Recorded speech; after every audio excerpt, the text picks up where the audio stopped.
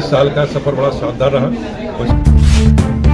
आप जैसा करोगे वैसा भरोगे, जैसा कर नहीं वैसा भर नहीं। आपने गलत किया है तो उसका सजा तो मिलेगा ही। 21 वर्षों का यह सफर कैसा रहा नहीं सर?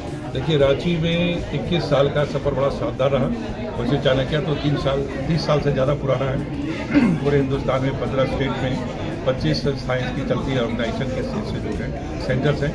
लेकिन रांची चूँकि झारखंड अपना स्टेट है और जैसे राज्य बना तो मेरे मन में एक भावना है कि रहने वाले यहीं के हैं, वो सारी सुविधाएं आनी चाहिए। चर्चा जब बाबूलाल जी वहाँ थे तब उसी समय भी हमारे साथ हुई थी कि राज्य में कुछ ऐसा होना चाहिए। तो 21 साल का सफ़र बहुत ही सक्सेसफुल रहा। आज झारखंड में 3 ब्रांचेज हैं, रांची में है, धनबाद में है, हजारीबाग में है। यूपीएससी के द्वारा भी और स्टेट पीसीएस में काफ़ी बड़ी संख्या में हम सिलेक्शन ले पाए हैं। और अभी इसी की 21वीं सेंचुरी के आधार पर आज बाबूलाल मरांडी जी भी हमारे बीच में आए, लोगों को इनकरेज किए, हम सबको इनकरेज किए। और यहाँ एक सीरीज मैंने स्टार्ट किया है, personality development for civil services, और पूरे हिंदुस्तान में सीरीज चलेगा। लेकिन सबसे पहले लॉन्च ही हमने यहीं से किया है।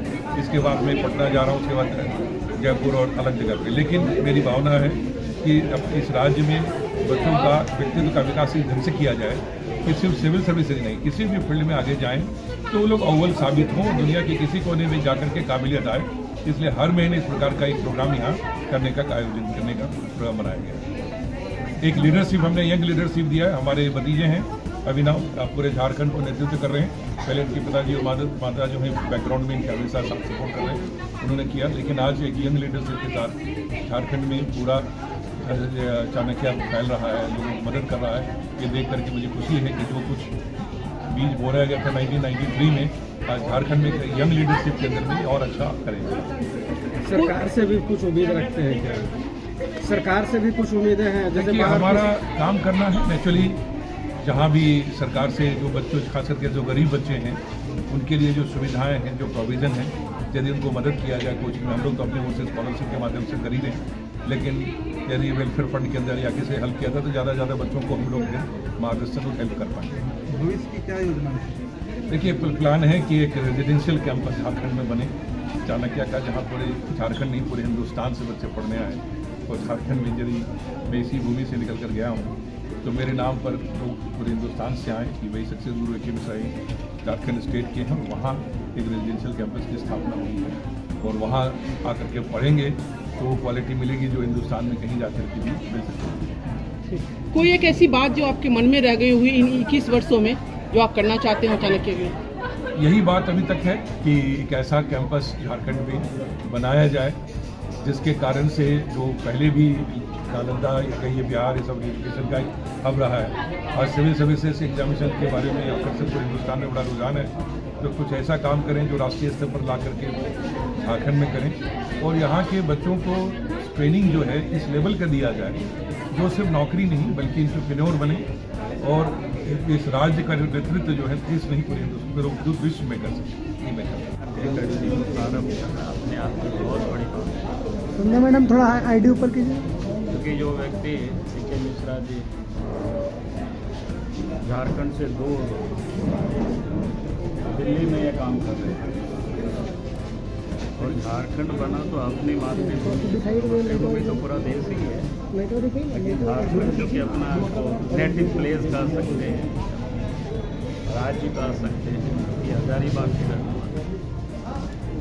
और इनको यहाँ खींच करके ले आया और यहाँ इन्होंने प्रारंभ किया और 21 वर्षों में काफ़ी उन्होंने शानदार यात्रा की, जो सफलता पाई हो उसका बताया है। और हमें उम्मीद है कि आने वाले जो जब 25 साल पूरे होंगे, 25 साल को क्या बोलते हैं, सिल्वर जुबली, सिल्वर जुबली और धूमधाम से बनेगी और झारखंड की और चाणक्य के तो पहले ही कटी पता का पूरे देश में फहराया।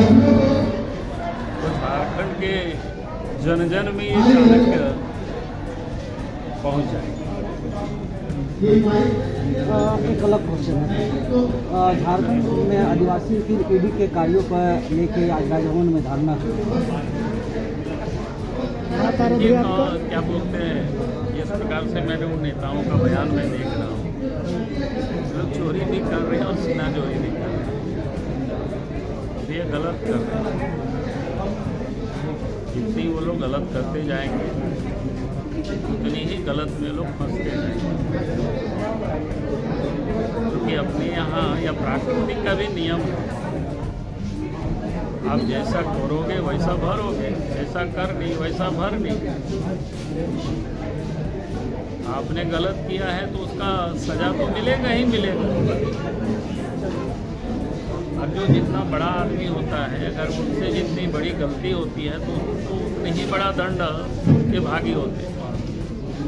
इसलिए उससे वो बचेंगे, चाहे वो लोग धरना करें, चाहे प्रदर्शन करें।